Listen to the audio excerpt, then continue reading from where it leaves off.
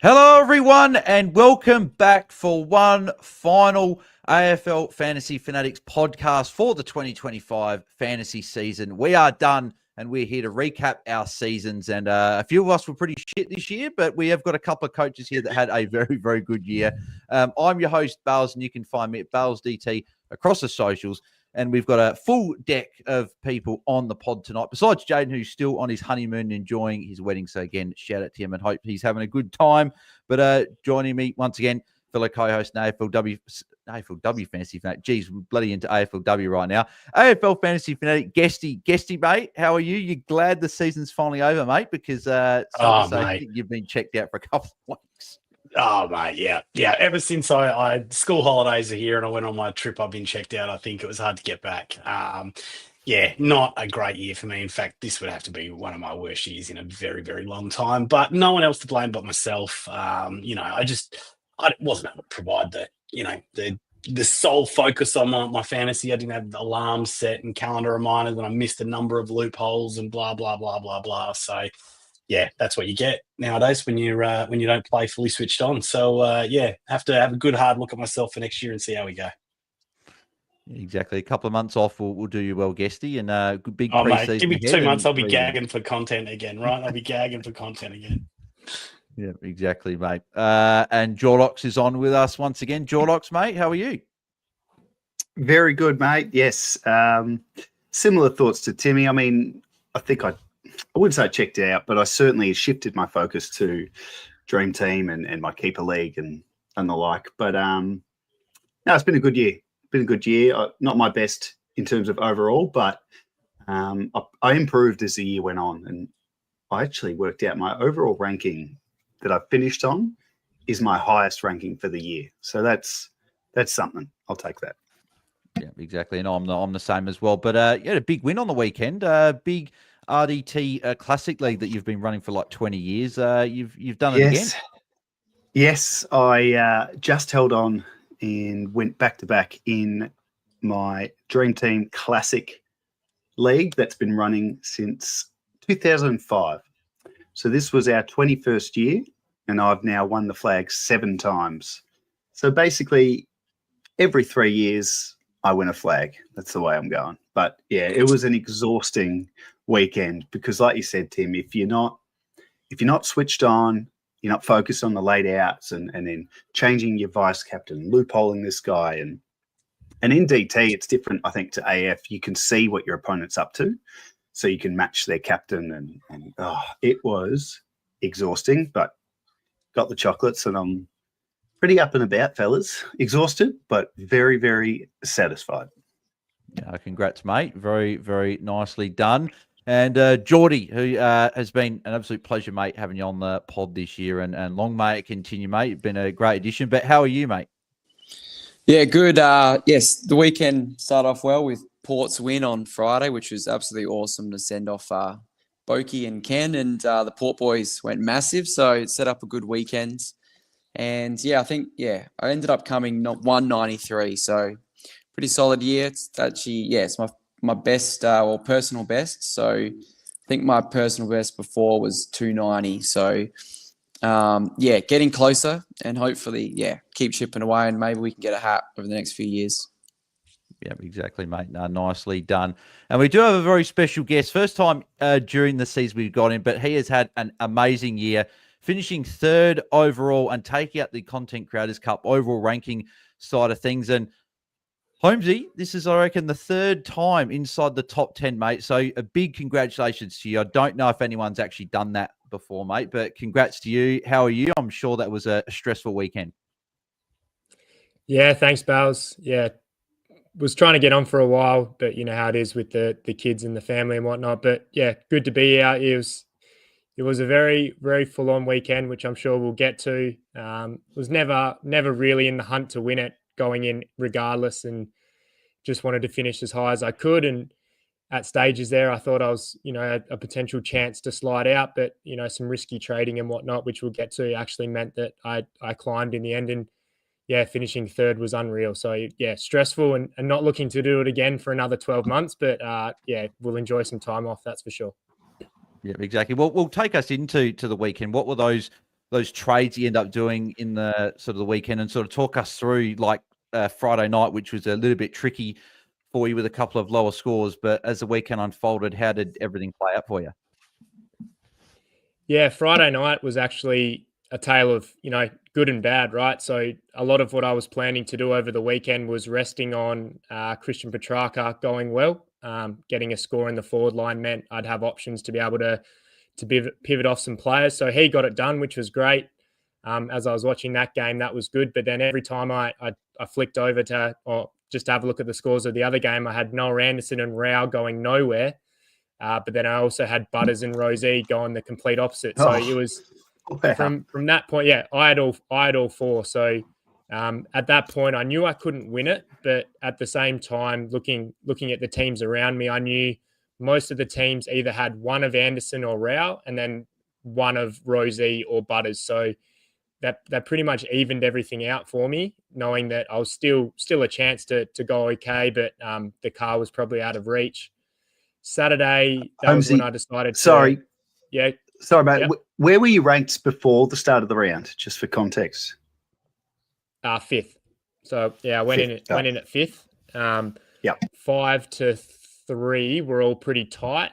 Second was a little bit ahead, but still within reach. And then he was 211 points in front before the start of the round. So never really a chance there.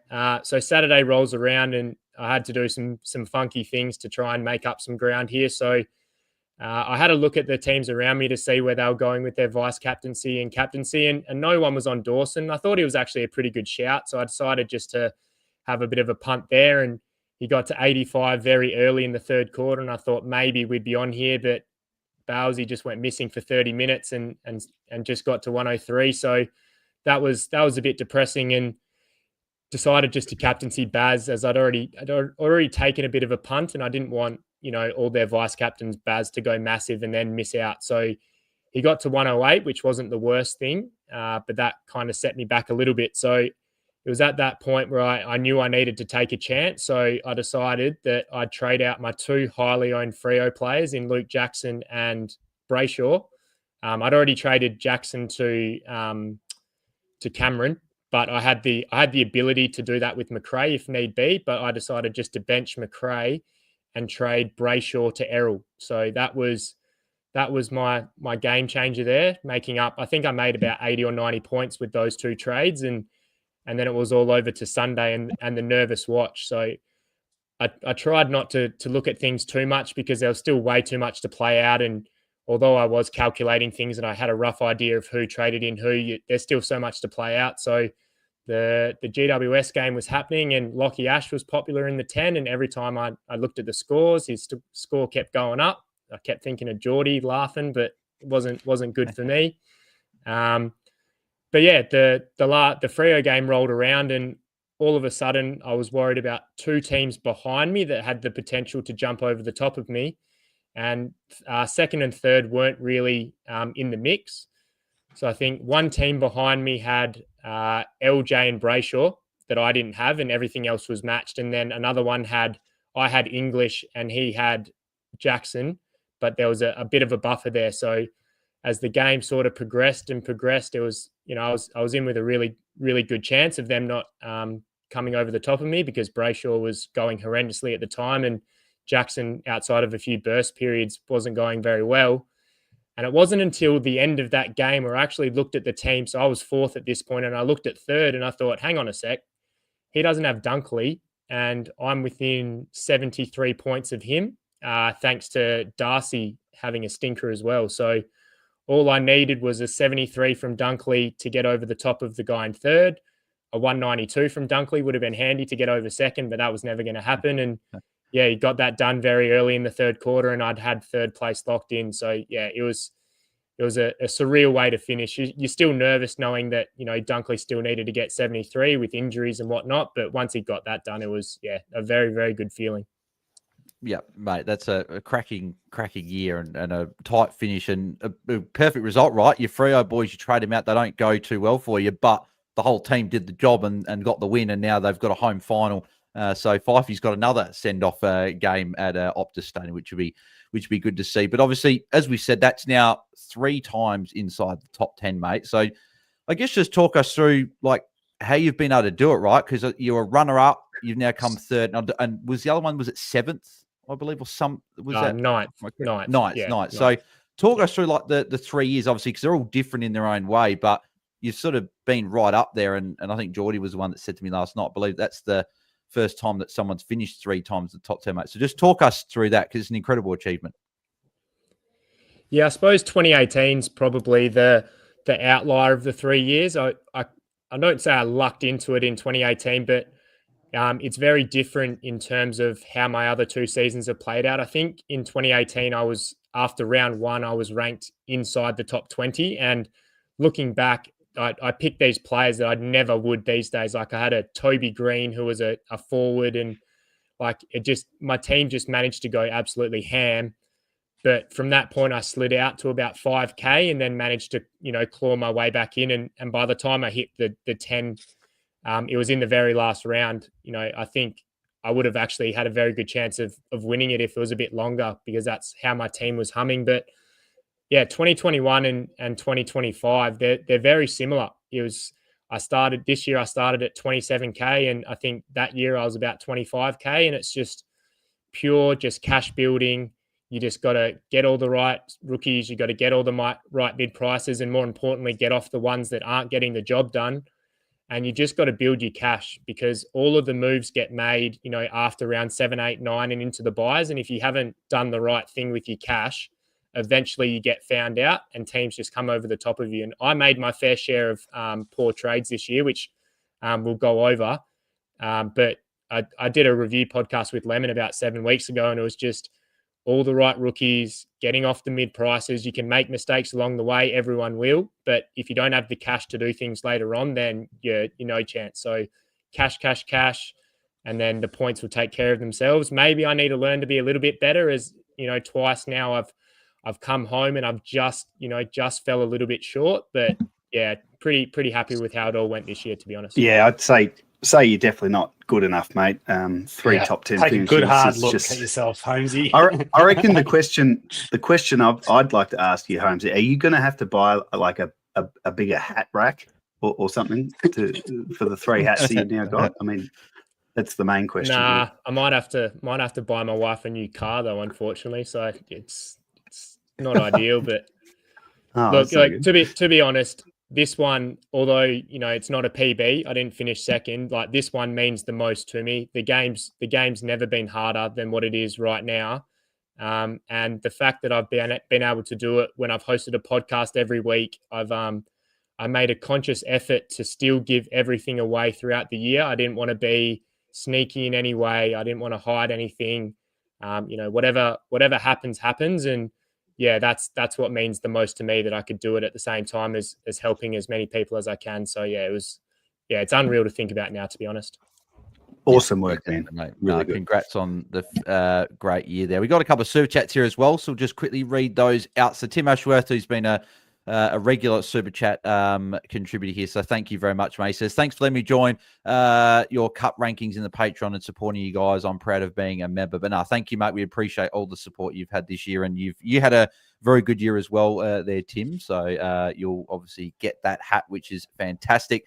And then Mo's got a super chat here as well. Thank you, mate, saying cheers for the content throughout the year. So thank you very much, mate. Very much appreciate the super chat there as well.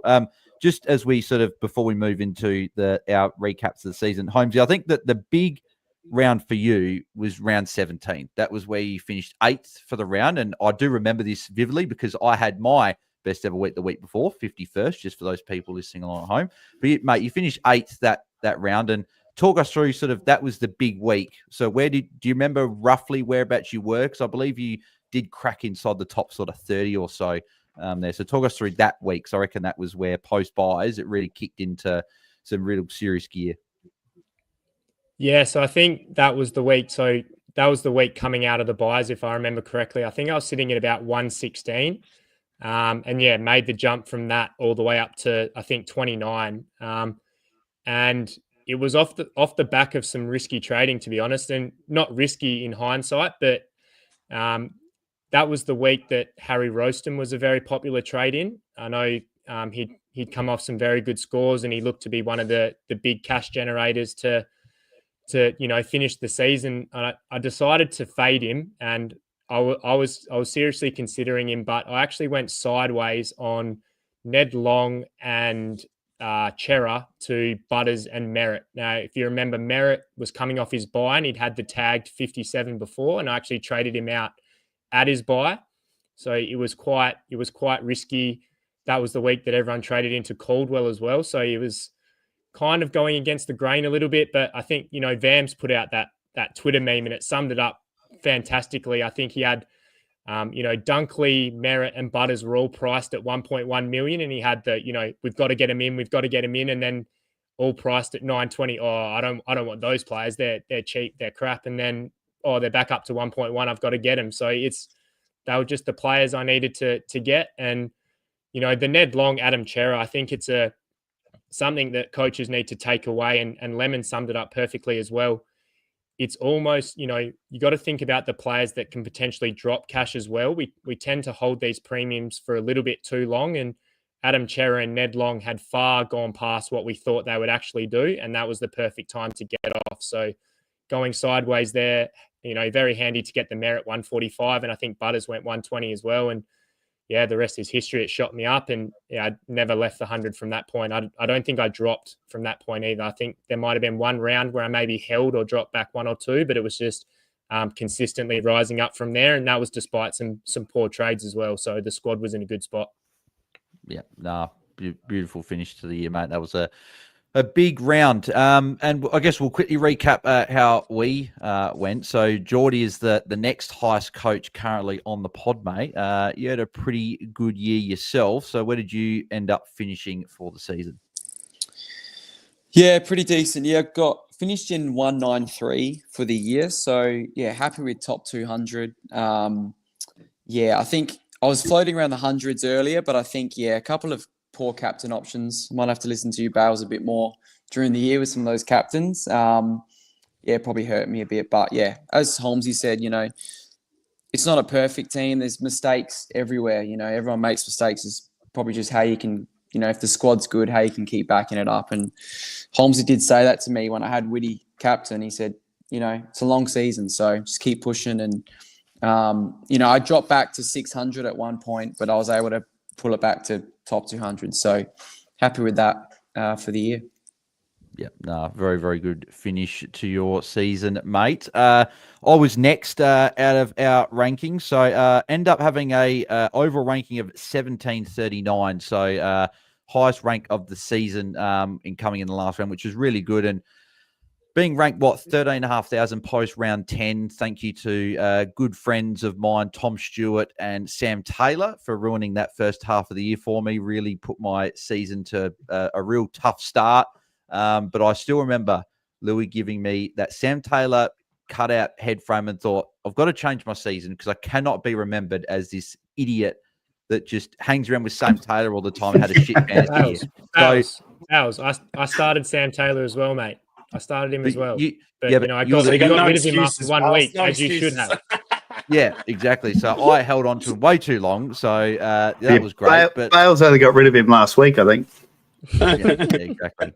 But no, to have a good second half of the year was, I guess, good to take it into next year, and had a good start to the year last year, but struggled towards that back end of the year, whereas this year it was a reverse. So I'm hoping that next year, learning a lot from Lemon. So shout out to Lemon from the Lemon League listening today. It's been absolutely brilliant. And just quietly, another hat for Lemon, and now 5 years in a row, top 400, which is crazy as well. So another great achievement. So shout out to Lemon for that. But listening to his pod this year and taking a lot of those value calls into that back half of the year really sort of put me in good stead. And hopefully next year can put it all together and finally get myself a hat.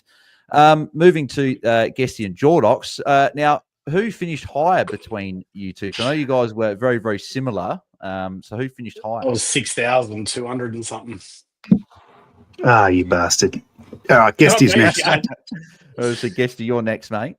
Yeah, well, look, I mean, What do I even say about my year? So, look, I had my best year 2 years ago. 2 years ago, right? And I think one of the things, when I look at what was going on in my life, I was right in the middle of a divorce. I was living in a mate's garage. I wasn't seeing my kids very regularly, so I really did have not much to focus on apart from my AFL fantasy. And, I think that was also the first year we were doing the pod as well for the males. I was just fully focused, fully in, and that's probably why I performed so well that year. I think finished about top 300 or something like that. But since then, this year in particular, I've been seeing my kids heaps. So that really has a big impact. Like every second weekend, I've got my kids all weekend. I don't get to watch a lot of footy. There was also a lot of stuff going on with my business as well. And there was things I've just done in the past where, like, I used to have alarms set for loopholes and captains and trades and, all these kind of structures in place so that I didn't miss something. And, I'll kind of lead into how that played out for my season. But I think the other thing that played out this year as well was that kind of, the echo chamber that sometimes we get in as podcasts. And I've heard podcasters talk about it the last couple of years, and I kind of haven't really paid too much attention to it, thinking that I probably haven't been sucked into it. But I think this year I really kind of was.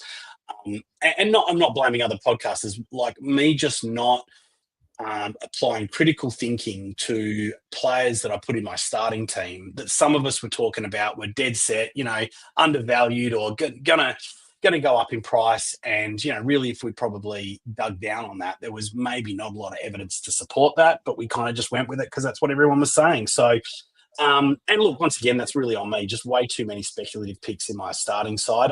I made that mistake last year. I swore to myself I wouldn't do it again. And then I did it even worse this year than I did last year. So hopefully I'll learn my lesson next year and not pick those really speculative picks or as many speculative picks in my team. And then, like I said, through the season, like Bales, you and I, we talked one week, I even missed a trade. I missed a lockout. I think it was a Geelong player on a Sunday or something. No, it was a Sydney player. I don't think it turned out to be much anyway. It was one of those rookies that came in, but I just missed making the trade.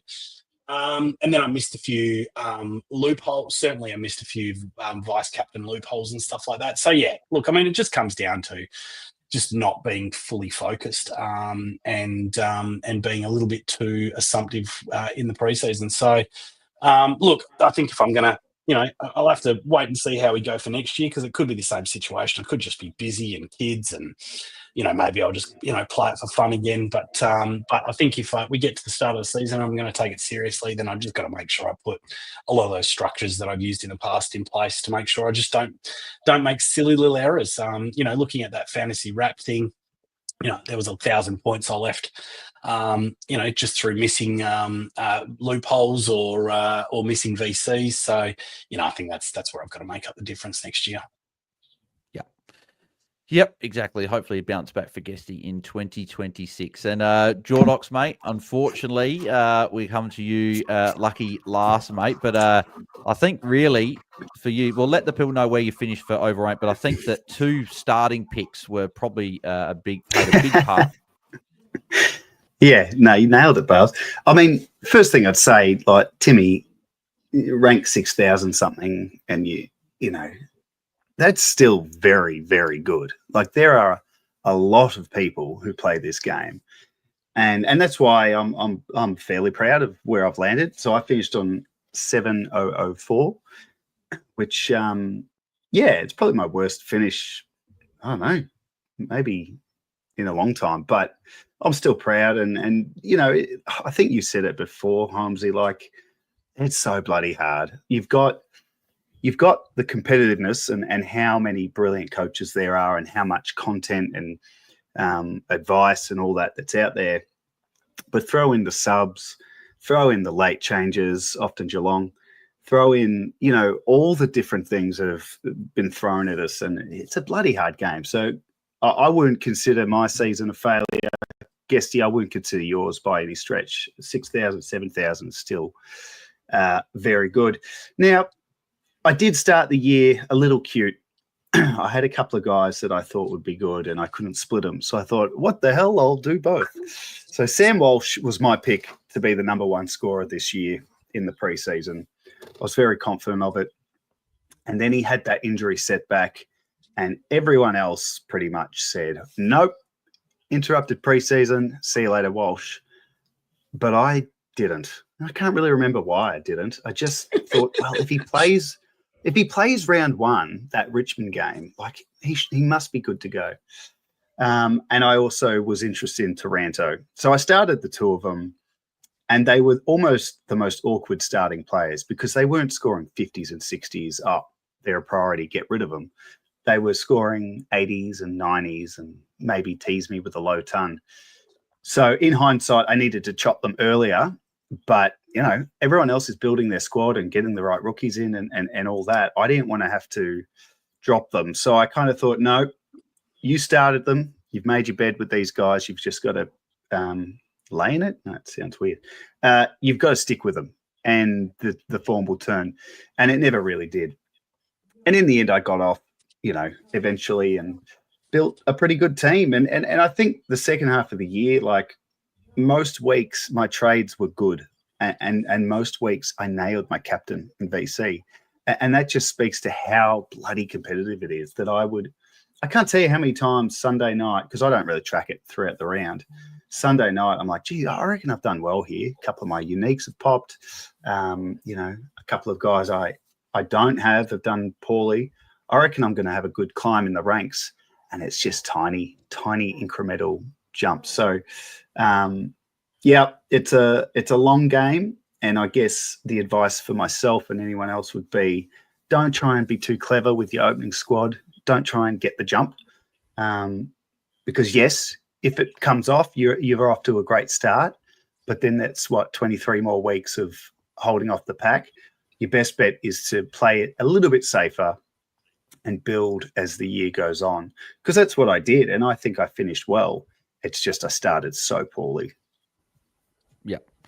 Yeah, a couple of tricky starting picks there, but mate, I'm sure you'll bounce back next year and might start Sam Walsh or Tim Taranto. I would suggest. Well, I probably will start Sam Walsh if he has a good preseason, because I can't help myself. But no Taranto, that's for sure.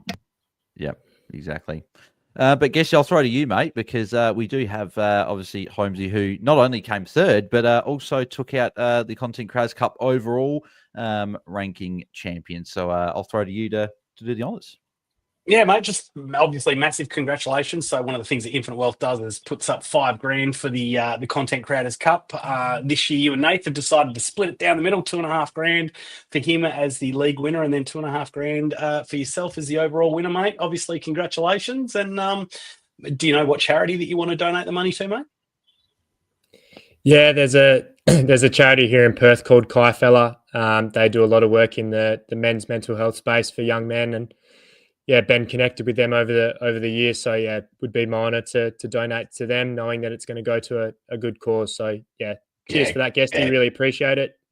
Been very a few welcome, years mate. where I've been pretty poor in the Content Creators Cup. I'm not actually sure if I've made a finals yet. So it was good to be up there. And yeah, unfortunately went down to Nathan, but that's all right. We spend so much time talking about our teams anyway. They're pretty much our team, but I've already told him I'm not splitting the $5,000 from AFL Fantasy with him, so he's going to have to deal with that one. Yeah, exactly right. I think he would quite happily swap spaces with you, mate. That's for sure.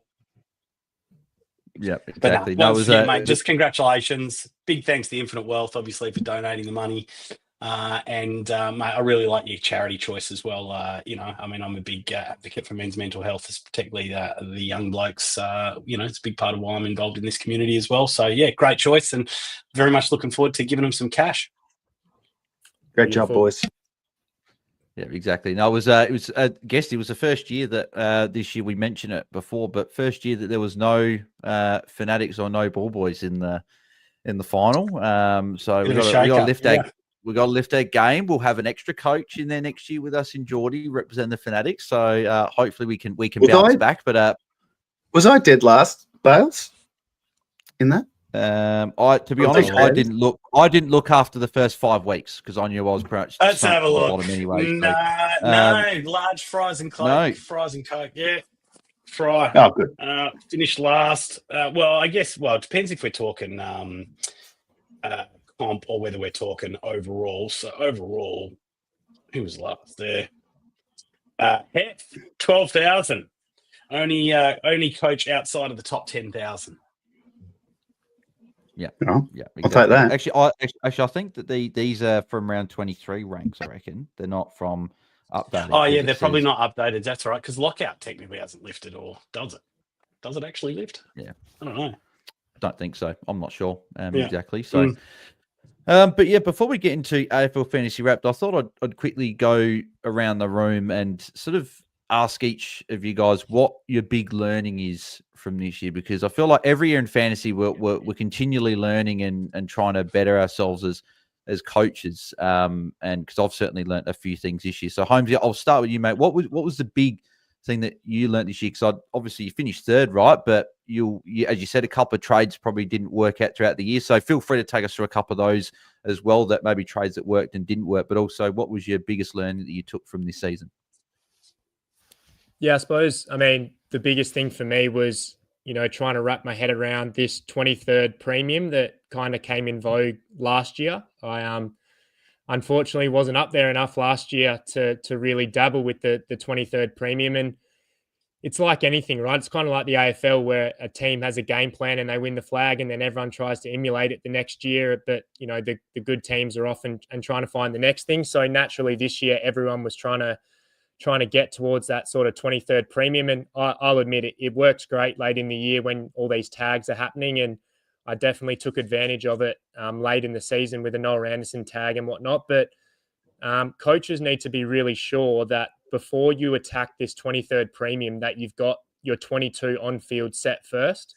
I made a very conscious effort throughout the buys to really only target players that I thought were going to be best 22s, and then naturally let that 23rd premium happen when it happens. I mean, I went early on a Bont the week that everyone sort of was going there. And unfortunately for me, he dropped that 50 and everyone was able to get him for, 500K cheaper than I got him. Not 500, so, 50K, you know what I mean? But I saw a lot of coaches throughout the buys, because they were so desperate to keep points on field, they were taking genuine 22 players down to these sort of speculative types. Think a Bergman, a Doherty. A Mills turned out okay in the end, but you can kind of put him in that bracket as well.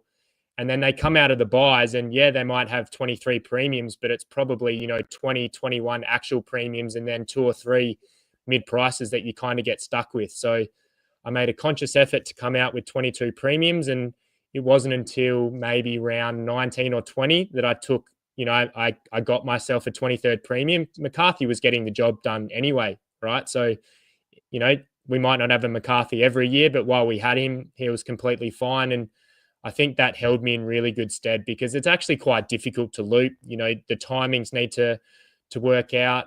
I was, like many of us, I had a Bustlinger and a Hayes that weren't much good for looping because they played early all the time. So, yeah, that's one thing I really learned. And just, we say it every year, but you got to get on those mid-price guys that score like premiums. So Ned Long, I was an early adopter of Ned Long, not quite as early as could have been. I think it was maybe the week after gather round, so 1 or 2 weeks before most got on.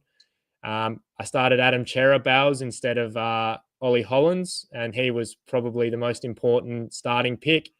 And then Colby McKercher as well. So he, out of his bye, played the Eagles and he was off half back. And the week before, I actually went Riley Hardiman. That was probably one of my worst trades.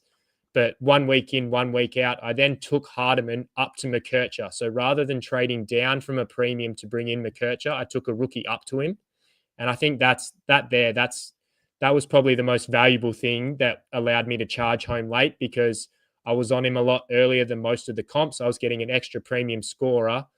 Plus, then by the time I traded him 1 week too early, I traded him out when he got that 119, but he'd made that cash. And that was, super, super important. So you can't miss those guys if you want to be competitive, and it's risky, but you have to take a risk at some point. Yeah. Jordy, what about you? What was your biggest learning from this year? Yeah, a couple of ones. I think both points in the year I actually paid up quite high for a couple of guys. So I think Dacos, Bales, we were the same round, but Dacos was just going on this run and I was pretty scared. I think him and Cherry were the two that really scared me. So I basically paid up top dollar for those guys. Same as Caldwell. I went high on Caldwell and he got injured that week because he had a great run, but he was, I didn't jump on early enough. So I definitely sort of got scared of those players that I thought could hurt me. And I think it sort of goes back to, I guess, as you said, Lemon's view of, even though they're highly priced, you can still go for someone at value early in the year. So that's definitely something I'm going to look at next year. I remember Bowles, we jumped straight into Dacos. I think Vams did it as well. And it was that Freo game and Wagner tagged him and he went forward. And it's probably the next learning is the taggers. Like we saw some big players, like we saw Butters drop a 34, Anderson on the weekend. I know it probably wasn't a real hard tag, but getting on the timing of a tag and trade out as well seems to be a big thing now. Because, maybe these guys used to get a 70, 80, but, we probably saw some real low tag games. And the final one is probably Bales. This might, again, sort of what we've been chatting about is looking for players that can mark and tackle as well. Just before you trade into it, Tom Green, for example. Dead to me. And, just I guess all of those data points, like, you saw Jordan Dawson wasn't really getting high touches, but he averaged 110 for the year because he marks and tackles. So I'm just going to, I think next year, just probably take a bit of a finer eye there on, what they're priced at and I guess the stat line as well. So a couple of learnings there on probably players and stuff like that. Yep, I definitely echo the sentiment of particularly those mids, the mark and tackle. Tom Green, he's probably on never again list, but as they say, every man has his price, so he may well feature in my team at some point. Jordox, what was your biggest learning from the year? Yeah, I touched on it before, just about being a bit cute with my starting squad and trying to get that big jump over everyone else. And in the end, I just put myself behind. So I guess it's not about not taking risks and not, backing your gut with a starting squad player that, maybe others aren't looking at. But for me to do the two, it was just a little silly.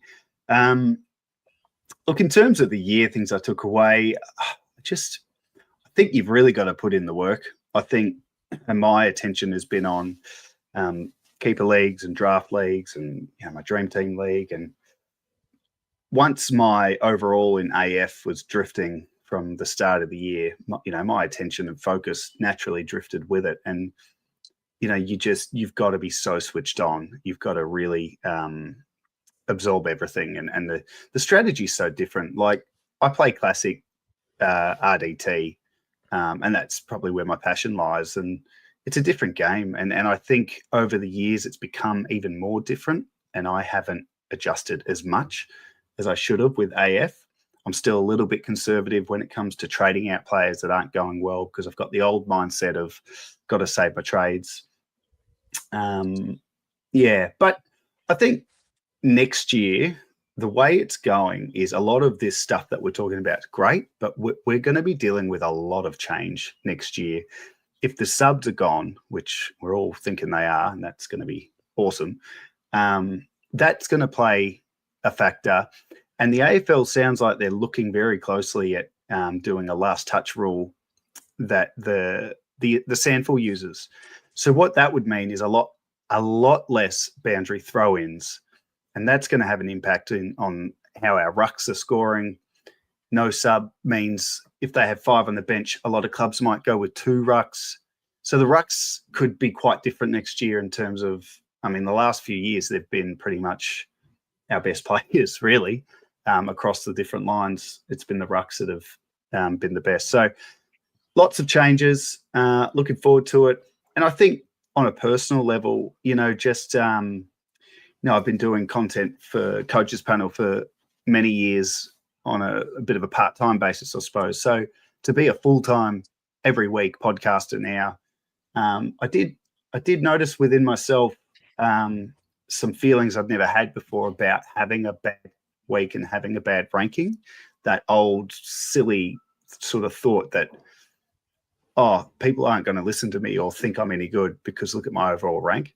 So I battled with that a little bit, and you know, I'm sure everyone's been through that on this pod, but I think at the end of the day, like I said to Guesty at the start of this chat, wherever you finish, it's a bloody hard game. So I guess the learning and the advice is for everyone. We can get so caught up in this, and we can sometimes lose sight of the fact that it is a game. It's just statistics on the screen, and just to check in with your mates and yourself and make sure that the game's not dragging you down, because it's meant to be fun. Yeah. Very, very good point there. And just while you mentioned the subs as well, just sort of give you an extra shout out as well, along with Eloise and Liam, obviously friends of the show, for all your work, Jordox. Obviously, you three have put out the subs and late changes for every game for the last, I believe, 2 seasons it's been. And if the subs are to be gone, and obviously and as you guys said, the account, you'll stop doing the subs, well, because there's no point doing just late changes, right? But just thought I'd say that on behalf of all the fantasy community that have used it, we appreciate it. It's been a great resource. A little part of me is going to feel bad when the subs go, because I'll miss looking at my phone an hour before the game, seeing the notifications of who's the subs. But no, it's been incredible effort from you, Eloise and Liam, mate. So thank you guys for that. Pleasure. Yeah, it was good fun. And we put out a farewell tweet, I suppose, for the subs last night for the last game. And lots of people in the comments were like, oh, no, well, you can still do the late changes next year. Like, well, I don't know. Yeah, it's a big commitment doing that account. So, yeah, I think if the sub's gone, we're almost certainly gone as well. Yeah, exactly. No, thank you, mate. And Guesty, what was your big learning from the year? Yeah, look, probably not much different than what I've already talked about. You know, being a lot more, I guess,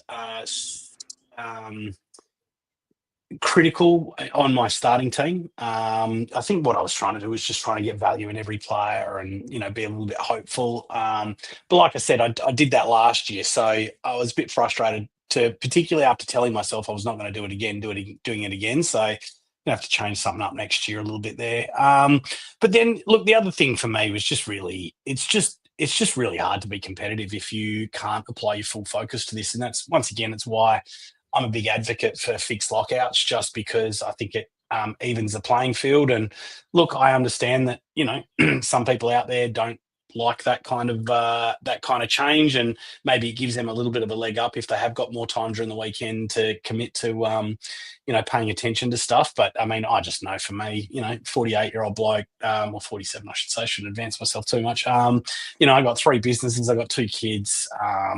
You know, I know there's other guys out there that play footy and have a lot of weekend commitments as well. I just think it makes it really hard, and it's just, you know, it's obviously something that I love. I wouldn't be committing all the time to, you know, creating content if it wasn't. And you know, I just like to be as competitive as possible. And like I said, you know, with my life, it's just a bit hard to do so. So, you know, not sure what's going to happen there, if they'll change anything or not. I hope they do, but yeah, we'll just see what happens. Otherwise, you know, I'm just going to keep playing for the fun of it, and just keep, you know, fingers crossed, and hope I stay out there.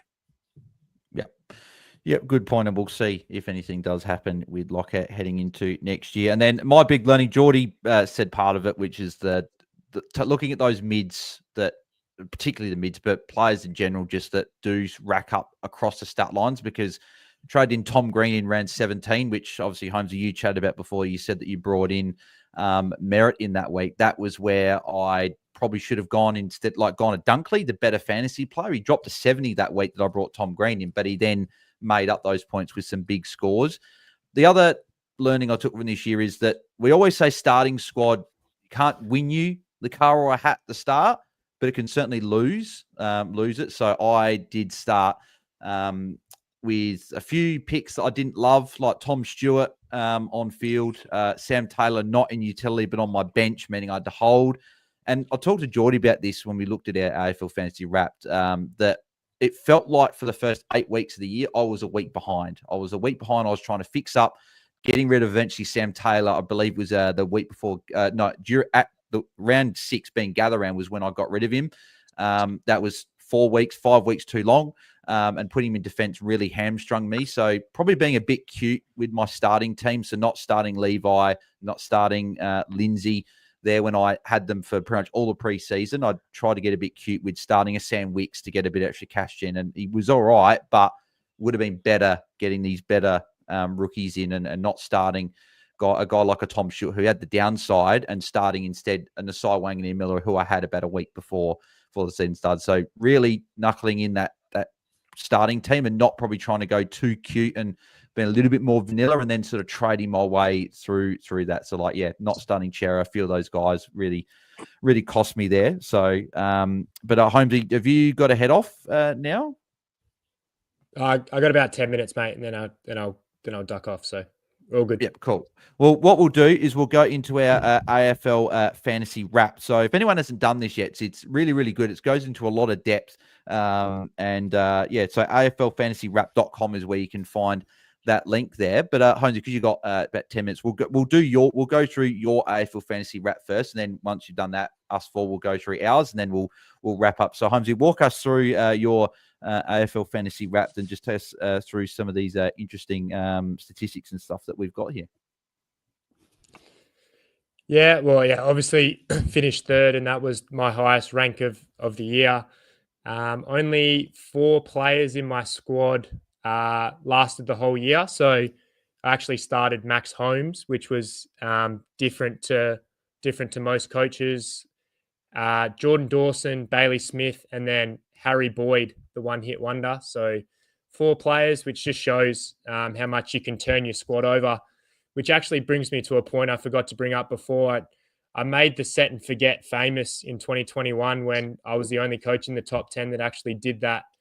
This year, I don't think there was one of the big 4 rucks that I didn't own. So I started Tom de Koning and Gawn, and then early on I traded TDK to Marshall, and then at the bye I traded Marshall to Cherry, and then I traded Gawn back to Marshall, and then I traded Cherry when he got injured to Grundy, and then Grundy to English. So I think I did about 7 trades in my ruck line this year.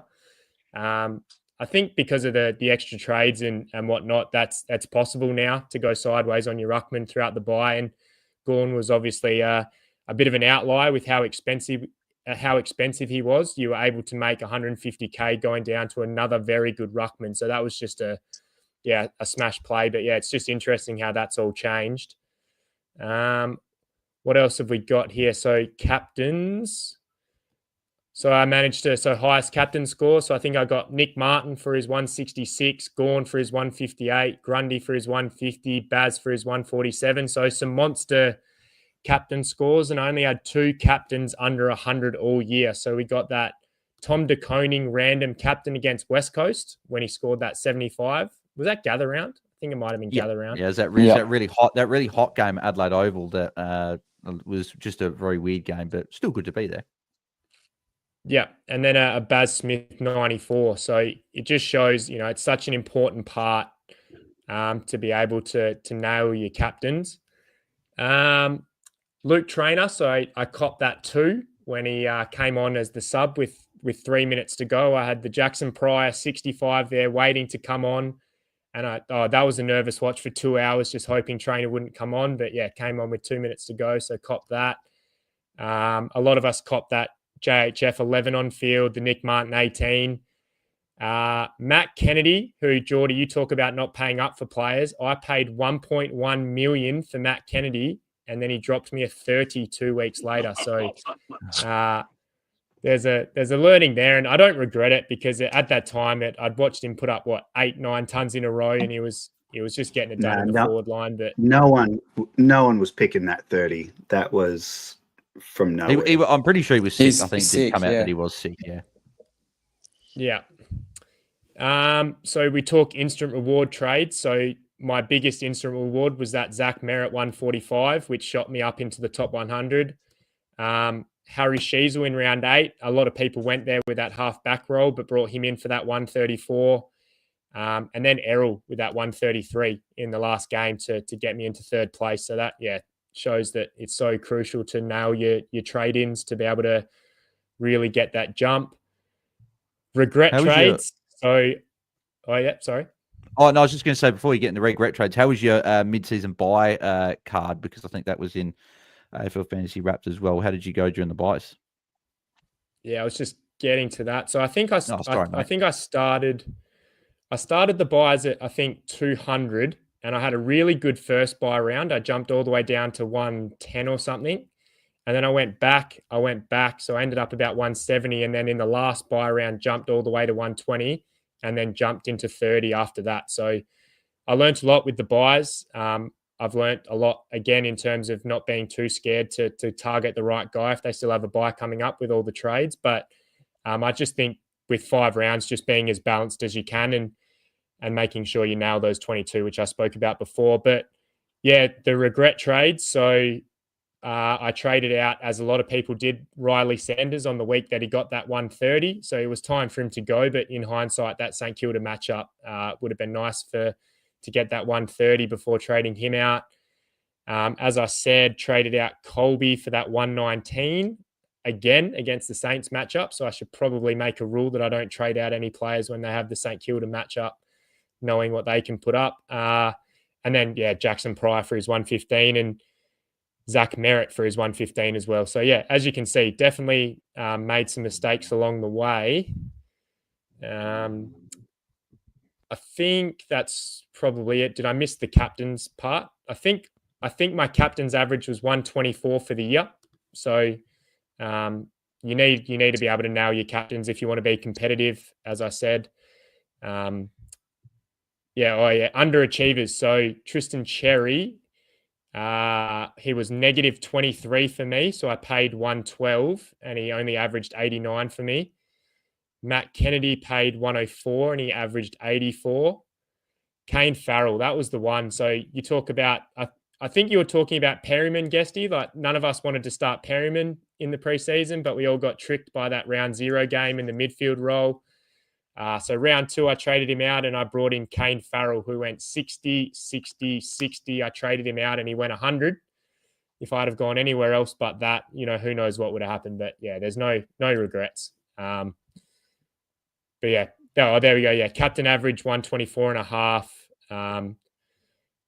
Average 95.4 for my defenders, 101.9 for the mids, 110 for the rucks, and then 91.2 for the forwards. So I think that ruck line's probably a bit of a differentiator. The fact I went, sideways so much and was able to target those ceiling scores a lot. And they did become almost the permanent VCC options late in the year, which, takes a bit of heat out picking captains for midfielders that can get tagged and whatnot.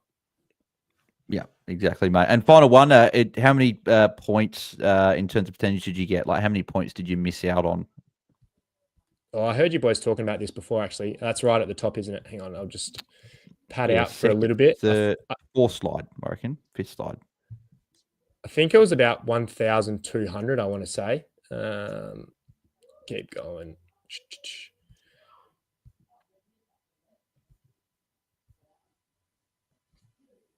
Sorry. In hindsight, you scored 97.63% of your team's possible points. You left an extra 1,254 points by not captaining the top scorer and benching the right players. So just like everyone, rookie roulette got me to start the year. I think it was round 6 or 7 before I finally nailed whether to put Pryor or Reed on field for the top score. I kept mucking that one up. I think I put a Cleary on field over a Davidson, which cost me a fair bit, and not starting Levi in that first round and copping a Finn O'Sullivan 40 when he went 80 odd. It was a bit tough. 97% though. 97% is pretty strong. Yeah. Pretty good when you think about it, isn't it? Yeah. Yeah. Amazing. Yeah, exactly. And final one as well. Obviously, we know you finished 3rd, but where was the, in terms of the percent? I'm interested to see what was the percent in terms of, like, you were the top what percent? Which slide's that, Bales? That's the very first one. Oh, God. It'd be like 0.001. Doesn't show me. I'm the maths teacher. I should work it out, but it's up there, Bales. We'll say it's up there. Yeah, exactly. Just go with top 1% and work your way from there. Yeah, exactly. But Holmesy, mate, it's been an absolute pleasure having you on the pod tonight, mate, and we'll let you go. But obviously, on behalf of all of us, again, congratulations on another third spot finish for you. Obviously, the content creators overall ranking champ as well for the season, mate. You've had an incredible year, and long may it continue for another year next year, mate. But where can the people find you across the socials? And obviously, PODPOD will, I think you have one more pod for the year recapping the season, but obviously a bit of a month off. But when can the listeners expect PODPOD back ahead of 2026? Yeah, just on exit at Holmsey's Heroes. We'll do our season review tomorrow. I think we're going to record. So yeah, looking forward to deep diving on that properly and seeing the stuff that set up my season. We'll have a bit of time off. Bale's not sure what the pod looks like moving forward, but it's been one hell of a year, and yeah, really, really enjoyed what you do as well, Bales. I don't know how you put out 7 podcasts a week. No offense, but I'd rather. No, you won't catch me dead playing AFLW, so kudos to you. I suppose, I mean, the odds of winning a car in that comp are far higher, so maybe you've got it worked out a bit smarter than I do, but yeah, I won't be doing that. But thanks for having me on, and yeah, enjoy the time off, and we'll see you lads moving on next year. Yeah, beautiful. Thank you very much, Holmes. Enjoy the off-season, mate. We'll chat soon. Bye. Beautiful. Thank you to Holmesy for jumping on with us. Very much appreciated giving up his time on a Monday night. But boys, we'll quickly go through our AFL Fantasy Wrapped as we do wrap up the show. Won't go through every, so we'll just go through a couple of the main ones there. So obviously we know our ranks there. So I want to get your boys' thoughts when you peaked in terms of ranking. So for mine, peaked at a rank of 1739 in round 24. So obviously perfect. Had my highest rank in the final round of the season. Guesty, when was your peak rank for the year? I think it was round 12, actually. I'm just trying to find. And look, that is one thing I actually did do well. I did the buys well. I climbed almost 5,000 spots during the buys. Got an A+ for my little mid-season buy report card there as well. Just hang on, let me try to find where third slide. So at the very beginning, you've got that. The third. There you go. Okay. Yeah. Just click up there. No, I'm trying. Because we'll all make our way sort of down it. Yeah. Oh, okay.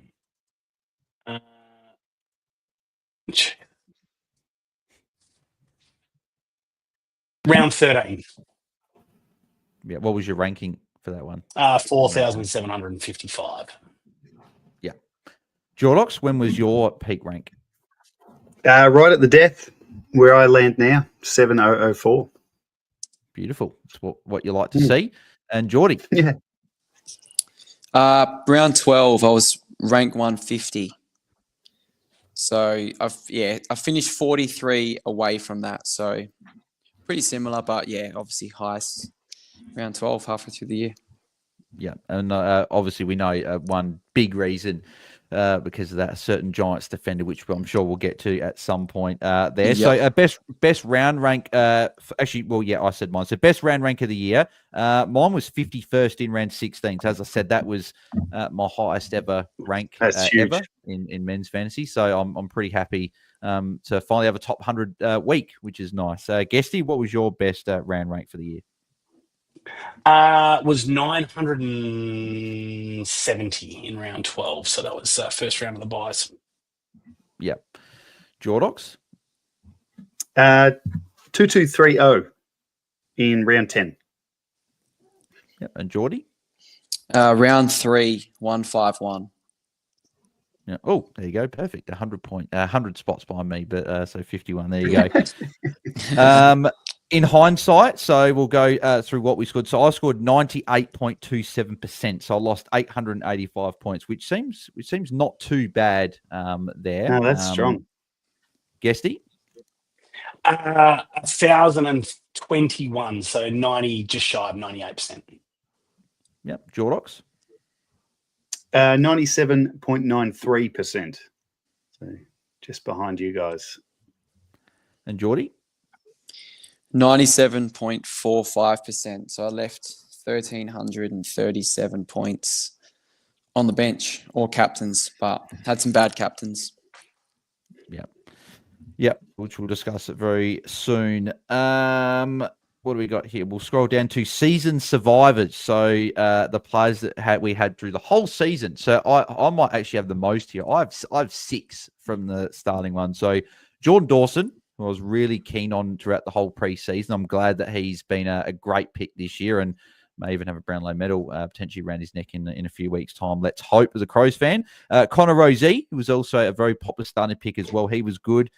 Bailey Smith, who we all started. Unfortunately, I had Caleb Daniel until the very end. He was on my bench in utility, didn't take his score in the last round, but he lasted the whole way. And it's Harry Boyd, obviously, for a lot of us. And Angus Hasty was one that I had the whole year. And he was certainly very, very frustrating. I remember the week saying, oh, brilliant, defender mid, red dot, plays a lot of late games. I got him as a red dot. And then that week he came in and he didn't leave until a couple of weeks ago. So very, very frustrating. So, Bales, when I made that joke at the start of the year, don't be too hasty trading him out, you took it literally. Yeah, exactly. Guesty, how many season survivors did you have? I had... Oh, hang on. It's disappeared. I had 3. Who they are have disappeared. It was Jordan Dawson. Hang on, I'm just reloading it.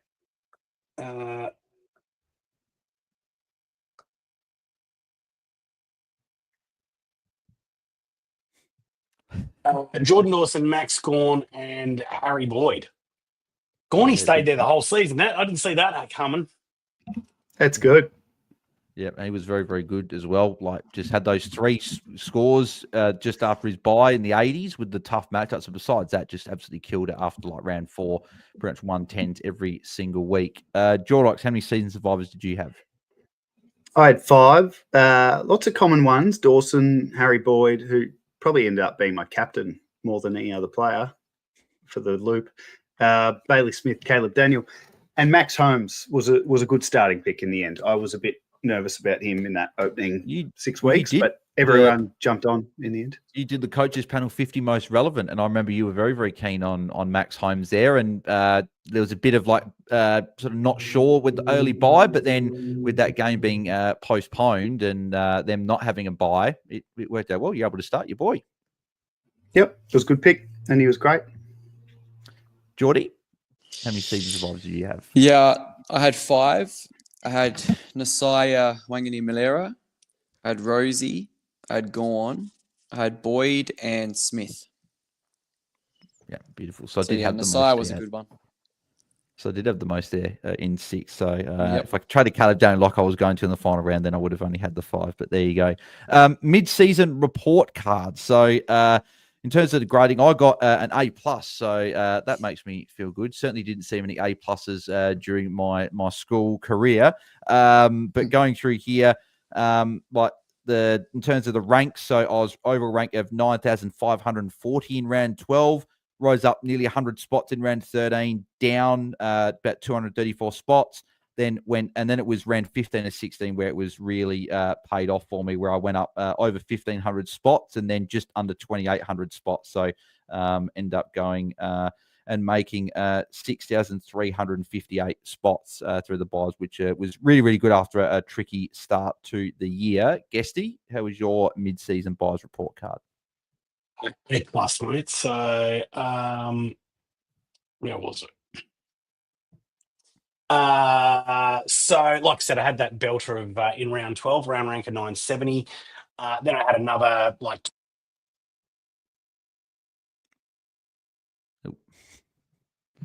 Yes, these AirPods, I reckon, have just died on in there. They died on me, mate. So hopefully you can hear me all right now. Actually sounds better, to be honest. Oh, does it? There you go. Yeah. Where's my fucking Yeti? Oh, well. I believe it is right now. Yeah, so look, like I said, I almost climbed almost 5,000 ranks during the buy. So I had a pretty good buy period. But look, I was also being very, very aggressive. I was kind of throwing out the idea of cash gen, and I was just going for the best players I could possibly get. So look, it brought me in significantly during that period, but then I was just completely short of cash after all of that, and really struggled for the rest of the season. Yeah. Jordox, how was your mid-season buys report card? Yeah, it wasn't great from memory. I mean, I got a B plus, so I'll take that. And overall rank change, I went up 1,600 spots. So yeah, I guess it was good. It's just, I think a couple of middle buys I struggled, and I think historically too, in recent years, the buy rounds are where I make a good run. So I was a little bit not that happy with it this year. But hey, B plus, I'll take it. Yeah. And Jordy. Yeah, A plus. And it's, I think I went up, it says minus 195. So I assume that that's going up. Men up 95 spots. Yeah. Yeah. So not too bad. It didn't go down too much, but went up. Yeah, sort of up and down, as you said. You know, obviously a 5-week sample there. So you want to come out good at round 16.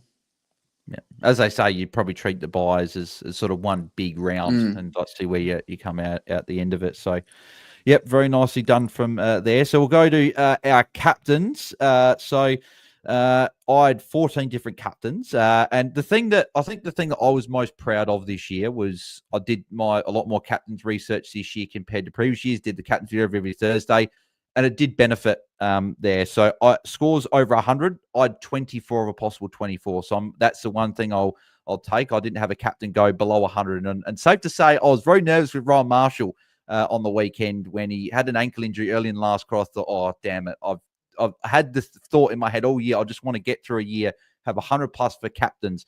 And thankfully, he played out the game and ended up getting a 114. So very happy with that. Vice captain average was 130.1. Captain average was 118.4. And overall, I had a captain's average of 125.3. So really happy with that. And then loophole experience. So VCs taken, I had 14 of 24 VCs taken. And the good thing was, of the other 10, my VCs, 0 of them outscored my captain. So every time I took on the VC and went for a captain, I got the better score, which again, very, very happy there. And I missed 0 points with captain. So, as I said, very stoked with that this year. Guesty, how was your captain's go this year? Not great. So I know that I missed a couple of vice captain loopholes there. So scores over 100, 19 out of 24. Vice captain average 131.9. So my vice captain average is pretty bloody high. VC's taken 7 out of 24, but VC's outscored my C 6 out of 17. So that's where I missed a lot there. So yeah, missed 156 points. Yeah. Jordox? Yeah, I didn't go too bad. I mean, you nailed it, Bales, which is good. 20 out of 24 scores over 100. Vice captain average of 129, captain average 114. So the overall average was 120. Took the VC 9 times, and 3 times the VC outscored the C. Missed out on 68 points. Not too bad. And Jordy? 21 out of 24 for the over 100. VC 134, so similar to you guys. Captain average 134. Jeez, that's a high one for VC. Yeah, that's what I needed, didn't I? Wasn't the best on captains. Captain average is 104, and the overall comes out at 120 as well. Missed out on 134 points. Obviously, there's 2 big captains that were not a fault of your own. They were just injuries, right? So being Lockie Whitfield and Connor Rosique. Yeah, so the next slide, there's the lowest captains. Yeah, I had a Whitfield 23, I had a Rosie 58, and I had a TDK 75. So they were my lowest 3 captains. And yeah, I remember that day Whitfield was there, and I thought, oh, do I just go for Lockie Ash? He's a very safe 105. Do I just put it on Ash? Oh, nah, I'll go for Whitfield ceiling, and he gets 23. And that could potentially be the difference because it was in the buys, and I think that score counted, which meant that my other 60s and 70s, which were meant to drop off, that would have come in, and Whitfield would have dropped off. So that could have been the difference. But yeah, just unfortunate with injuries. The Rosie one, I remember I was on a plane back from Brisbane, and he was on, I think, about 45 at half time. And I'm going, like, great, I'm getting on the plane. I think it was a Sunday night game as well. And then I remember landing, and it was about 2 hours since post-lockout or something. And I just wrote in the group, see you next year. Yeah, sorry. I remember when you messaged that in the group, actually. And you guys would have been like, what is going on? 2 hours delay. Anyway, but yeah, just unlucky with injuries. What can you do? It's part of the game. Yeah, exactly. Highest captain scores of the year for me. So 166 from Nick Martin, 155 from Cherry, 147 from Baz, 137 from Nick Dacos, and 136 from Baz as well. Just because we've got a couple of sides and just conscious of time, we'll just quickly zip through these. So Guesty, your highest captain scores? 150 for Brody Grundy. Beautiful. Jordox? Yep, 155, Cherry in round 10. And that was my best overall rank that week as well. So that makes sense. Yep. And Jordy? I got the Nick Martin 166 as a VC. Delicious. Yep. Beautiful. Lowest captain scores. So mine was Zach Merritt in round 18 for a 102. Guesty? Oh, Rose Lee, 58. Yeah. Jordox? Tom DeConning in gather round, that's 75. Yeah. And then Jordy. Whitfield 23. Yeah. And then you had the Rosie 58 as well. Who was the other one? Yeah. You said you had 3 that were under TDK 100. 75. Oh, the 75. Yeah. Next one was biggest on-field scores. So I think we pretty much all had the same one. So I will skip past that one there. It was all Harry Sheasel. There we all had him, Right. I believe. Jordy got him in that week. So, yeah, Jordy wins. Yeah, we'll chat about that very soon because we're about to go to it. Lowest on-field scores, we pretty much all had the same as well there. Instant reward trades, this is where we'll get Jordy's big one there. But Nick Martin was mine for a 166 in round 11 there. Also Marshall 158, Jackson 144, Sheasel 134, Goulden 133. Guesty? Yeah, Nick Martin as well, 166. Yeah. Jordox? Sorry, was that high score after She's? Instant rewards, yeah. Oh, instant rewards. Sorry, I didn't go down. Sherry last week got him back for his 165. What a legend. Beautiful. And Jordy? Yeah, Sheasel 186 and Nick Martin 166. That's The crazy. top two. Crazy trade in a player for a 186. It's incredible. We've got a couple bits to go. Like we're about to wrap up, but Guesty does have to jump off. So, mate, it's been a pleasure once again to be sharing the mic with you, and looking forward to another 2026. It's over. It's finally fucking over after winning December, January. Bloody hell. Well, I'll see if I can get you out of hibernation because we'll probably do one recap in the trade and draft there, but more the trade one there, and see if we get you there. But if not, it'll be in December probably, and we'll do them. We won't be back till February. Hey, what was that? Trying to contact me, mate. No. Yeah, exactly. Where can the people find you if they haven't followed you already, mate, across the socials? Look, definitely, Tim Guest AU. Obviously, I just want to do a last shout out to Infinite Wealth as well. Obviously for sponsoring the Content Creators Cup and the pod, it wouldn't really be possible for us if it wasn't for them. And look, if anyone out there does want to learn how to pay their mortgage off up to 3 times quicker or pay it off in half the time without paying a cent extra, then head along to, one of our social pipes or the website and check us out. Beautiful, Guesty. Thank you very much, mate. And we will catch you in either later this year or in 2026.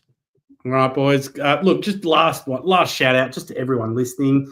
Thanks for listening, guys. Thanks for allowing us to do this.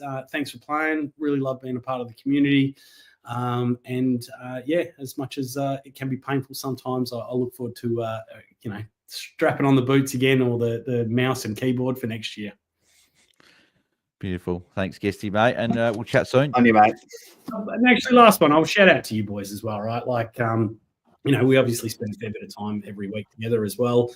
Jordy, mate, fucking you're a legend. It's so good to have you as an addition to the team, mate. love hanging out with you, gather around and stuff like that. And looking forward to spending more time together in the future. Jordox, mate, same thing, mate. We've obviously been all peas in a pod building this podcast and doing content for a while now, mate. Just love hanging out with you as well. And then, of course, Bales, mate, you're an absolute machine, mate. The amount of content that you pump out is just, it's unbelievable, mate. So, and then the other thing as well for me is it's just been really enjoyable watching you grow and develop as a podcast and a content creator as well over the last 3 years. I think you're doing an absolutely epic job. And, I'm really looking forward to seeing what develops for you over the coming years. But, yeah, I guess thanks to you guys and thanks to the listeners. And, yeah, catch you next year. Perfect. No, thank you very much, Guesty. Very much appreciated, mate. We'll chat soon. Thanks, boys. Beautiful. We'll quickly finish off fantasy wrapped. That's a weird screen that popped up there. There we go. Fix that. We'll fix this there. So false starters. So I unfortunately traded in Luke Parker for a 48 in round 19. That was not a good one. Also, Nick Dacos for a 67. Paid top dollar for him in round 9. Chad Warner when I should have gone for Jack Sinclair in round 12 with a 74. Sinclair in round 21, who I got him for an 81. And then Holmes for an 83 in round 10. But he was a good pick because he went well after that. So, Jordox, who was your false starters? Mine weren't too bad. I've got Jack McRae round 19 for a 61. Got Caldwell 79. Oh, actually, Wanganeen Miller for his 81 last week. That was my fault. Goulden 89 and even Bont 91. But yeah, not too bad. Yeah. And Jordy? Yeah, same as you. Dacos 67. I had Max Holmes round 2, 77. Caldwell 79 when he got injured. Sinclair 81 and Bont 91. Yeah, so not too bad there. So yeah, Parker being the worst one there out of all of them, unfortunately. But besides that, not too bad from all of us. Regret trade. So scored 100 plus when trade out. So I had the two. I had Colby McKercher for a 119 in round 21 and Callum Mills in the final round for a 116 when I really wish I traded Brayshaw out ahead of him. Obviously, Mills scoring the 116. But still good to only have the two there and being in luxury trade season. Jordox? Just the one. It was McKercher as well the other week for his 119. Yeah. And Jordy? I had 3. I had, the McKercher one as well. Jackson Pryor, which I think Holmsey had as well for 115. And Isaac Rankin, 100. I think he kicked 5 goals that game. Yes, the Melbourne game. Yes, the Melbourne game, yeah. That one. Yeah, I remember that one. And then I guess we'll trade history there. I guess we'll just say probably our one trade that we probably regret and the trade that we're pretty happy with for the year. So I'll start off with the fact that I think there was the 3 main trade-ins that didn't work when I brought them in. So the first one being Nick Dacos in round 9 when he was top dollar when I probably shouldn't have paid. Well, no, not probably. I shouldn't have paid up for him there. Round 12, brought in Chad Warner over Jack Sinclair. I think that cost me a few points because I was too focused on trying to nail and be so, I guess, rigid in terms of my buys and wanting as many players as possible each week when I should have just gone the better player in Jack Sinclair. And then obviously Riley Hardman as well, bringing him in round 13 for a low score. That was a really bad trade in. And the final one being Tom Green in round 17. I know he scored a 104 that week. I got him, but he then went on to be a spud for the remainder of the year. And I was tossing up him and Josh Dunkley, who obviously had a 78 that week, but went really well for the remainder of the year. So they were the bad trade ins there. And then, I think the only real trade out that I probably regret was trading out Zach Reed in round 7 on Anzac Day when it was a little bit wet. Ended up going on a tear after that and putting up some really good scores and missed out on probably a couple of 100K cash gen, which would have been really, really handy throughout the buys. So, Jordox, though, any trade-ins or outs that stood out to you throughout the year? Oh, just going through it now. I got Sardell Hawley in for a -1 in round 6. So that was good. What else sticks out? I'm trying to work out. I brought someone in who didn't play in round 11. Then I traded him out. That doesn't make sense. But I can't work out who it is. Didn't play. Anyway, this is riveting listening, I'm sure. I brought in Hayden Young on his 13. That was pretty painful. Yeah, no, like I said, most trades I did, I felt pretty happy with. It's just, yeah, nothing else really stands out. What about you, Jordy? Yeah, I think Dacos was the one that's, I sort of regret paying up. There was a few other options there. That was one I sort of missed. A big one for me was in the buys, I traded Sheasel to Whitfield because I was scared Sheasel was playing more forward time, which he was, but he can just score anywhere. And he ended up burning me pretty hard until I got him in for that big one.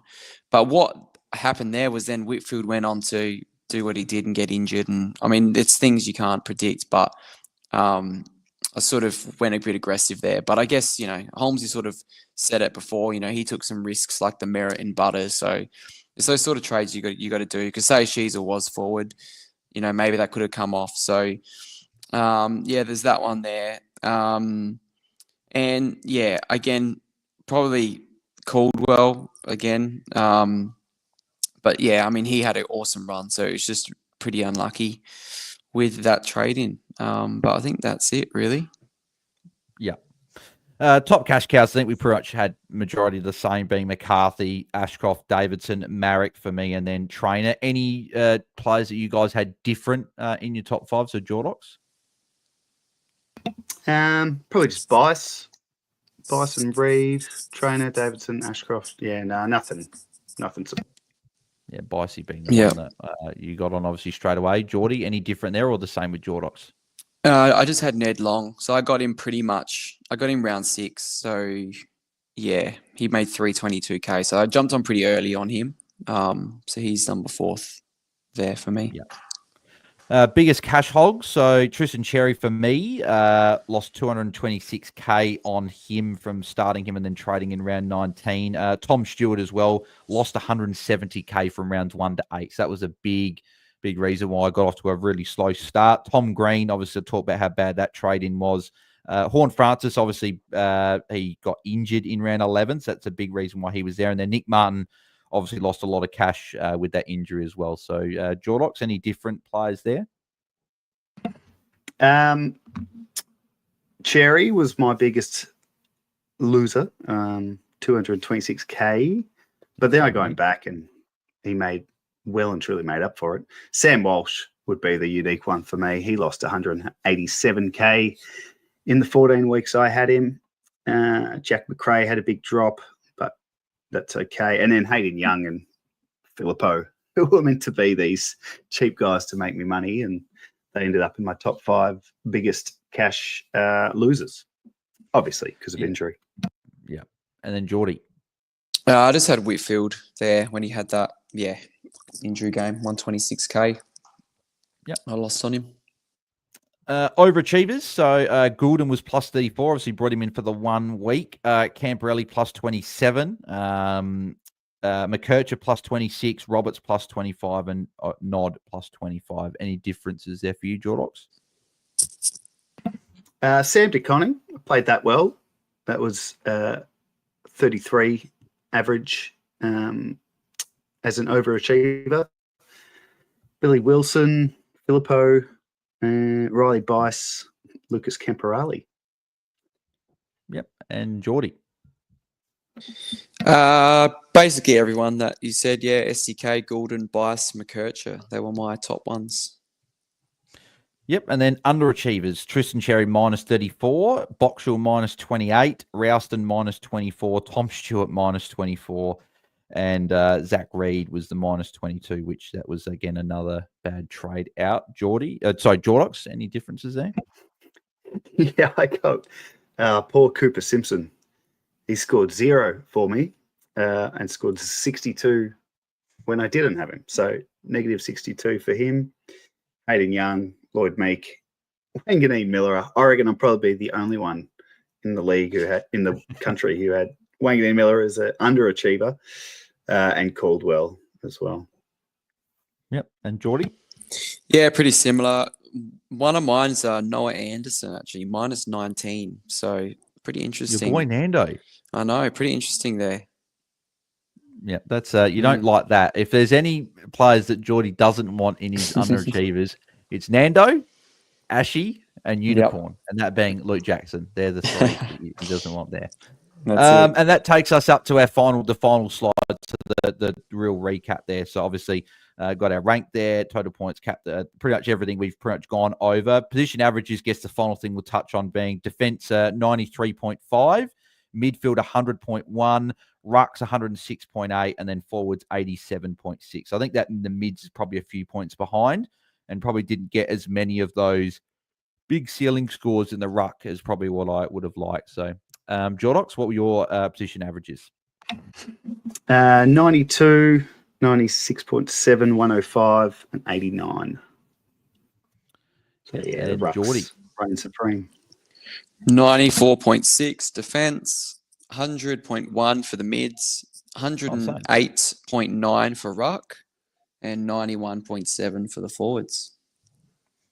Yeah, no, very, very nice. And I think my forwards is down as well because obviously no Kennedy throughout that whole period where he went on a pretty good tear as well. So, but boys, that brings us to a monster sort of last pod, and that was obviously the final men's pod for the season. Obviously, I'm still doing the AFLW content and doing our round review and round pre-lockout chat, but you boys are now going to go on a little bit of a break, which I'm sure you guys will enjoy. But Jordy, mate, as I said before, very much appreciate you jumping on across the pods throughout the year, and it's been great. I think you've been a great addition to the podcast. It's been fantastic, and you obviously had your music stuff as well. We've have missed you for a couple of weeks with that when you've gone on the week-long trip on the train, which has been good for you, mate. And it's been great having you on, mate. But where can the people find you across the socials, and what can they expect, if anything, in the off season, and obviously, ahead of 2026? Yeah, no, thanks for having me on. It's been an awesome year, and loved obviously watching all the games and talking about it, and the banter as well. It's been awesome. You just find me Jordan to Center on X, and Spotify, Instagram. Probably the off season. I do have a new song that I would like to. Well, I'm looking at releasing, so I reckon aiming for the end of this year. So that should be out in the off season. So if you do follow on the socials, I'll get that out hopefully, and then we'll got a few trips potentially planning for next year. So we'll see how that goes with the schedule, and we'll be back. Yeah, beautiful. Thank you, mate, for jumping on. Jordox, mate, it's been a pleasure once again having you on the pod again this year, and we're going to do it again next year as always. But, mates, as I said, it's been great to chat fantasy with you throughout the year, mate. And where can people find you across the socials, and where can people find finders, keepers, and what they can expect in the off season for that as well? Thanks, mate. Yeah, been an awesome year. Having Jordy on has been so good. I feel like it's been a really good mix this year, and it's been a long year. And starting my own podcast, Finders Keepers, Keeper League podcast that I do weekly, it's made it really hard. Not hard. It's been a lot, and it's been hard trying to balance it all out. So it's been a great year. Looking forward to a breather, and then next year getting some more balance and working things out a bit better. But Finders Keepers, the big grand final episode recapping round 24 is out now. I just pushed the button on that, got it out nice and early this week. Tune into that, and big episode.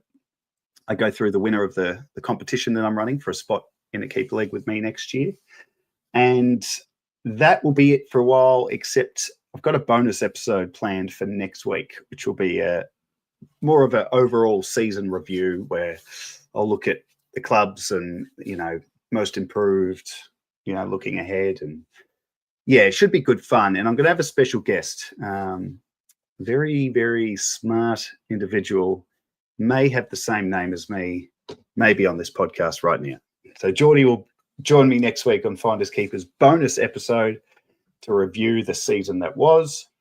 And then, I will have a break from all of this, but I'll be back with the Fanatics, and I'll be back with Finders Keepers to look at the trade period and dual position changes. And then the summer I'll start doing rankings for all the positions and whatnot. But that's it for me. So I'm at Jordox 2020 on X, Finders Keepers at FindKeepAFL, AFL subs is no more, which is nice.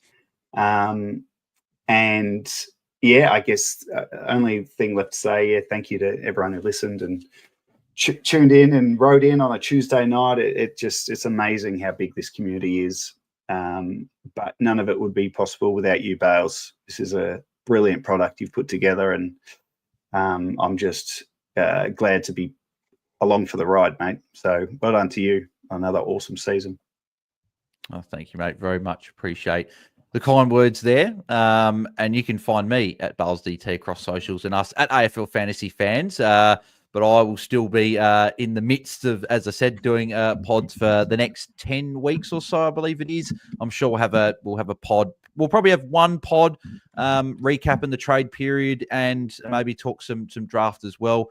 So we'll probably have one then. We'll probably have one just for Christmas if fantasy's opened up. If not, we'll have one when fantasy opens. And then we'll get into the regular business in sort of mid to late January and then February as well. So looking forward to getting stuck into that. But if you guys are playing AFLW Fantasy, make sure you guys keep tuning in every Monday and every Friday afternoon is when we'll be doing our pre-lockout chats. Or if we change dates, then we'll let you guys know as well. Just a couple of comments here as well that we didn't read out earlier. So DJ said, end up assembling a good team, scoring 24-81 this week. Just need to start the season off better. Already looking forward to 2026. Ashwin said, cheers for the season, fellas. Thank you, mate. Appreciate that. Mia, who was coach of Rosie's Cheeks, who was right up there for a lot of the years, said, hey, all sad times, fell out of the top 10 and finished 14th, but still first hat, which is nice. Well done, Holmsey. Had a great year, and especially the last few weeks. So, no, Mia, congrats on finishing 14th. Still a very, very good achievement. Well done, Mia. That's awesome. Very, very good year. DJ said, no subs, so Guns and Rooks will be back in 2026. Yep, that could definitely be the case, DJ. Chris lost his league matchup by 1 point. That sucks in a grand final, mate. Condolences for you there. DJ also said, Ash, Dawson, Smith, only 3 players start and end of the year in my team. Nick Martin, captain, score of 18.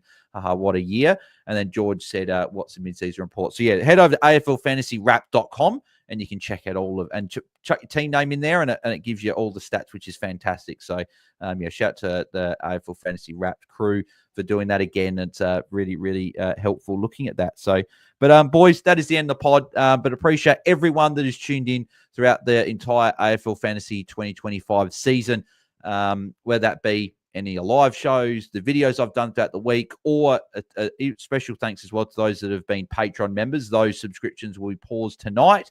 So I'll pause them and they'll sort of restart in February next year or mid-January. So if you guys do want to jump to Patreon next year, then I'll put the links out closer to there and you guys can jump in if you'd like to do that. But yeah, appreciate everyone that jumped in there. And congrats to Tim, who took out the Patreon Cup this year, and we'll probably run that again next year. So you can win a cash prize if you sign up before round 1 next year. So thank you very much and appreciate everyone in the community that's tuned in across, that's liked, subscribed, commented, everything like that. It's very much appreciated. Make sure you guys do smash one more like for the men's season and also subscribe to our channel because, as I said, plenty of AFLW content, finals content I'll be doing as well, and then next year as well. So, but thanks everyone for tuning in. Thanks to Guesty, Jordox, Jordy, and also Jaiden as well for being part of the Fanatics once again, and looking forward to doing it once again in 2026. So thank you, everyone.